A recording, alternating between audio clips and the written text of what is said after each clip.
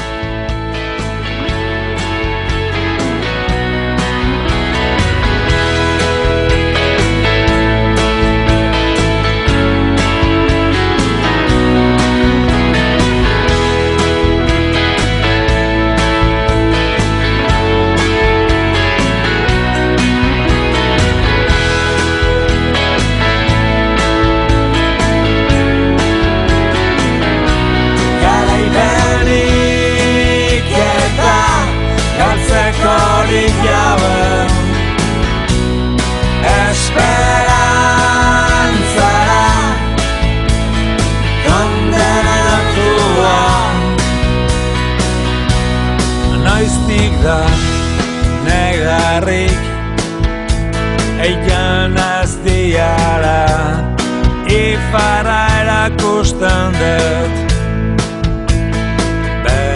behatzaz harako ergelkeria Izpiluan museoa edo bestelako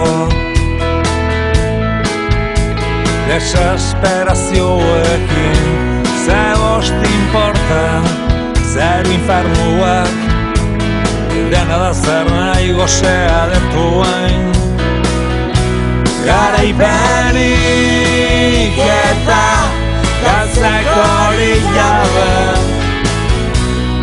Esperantzara kondenatua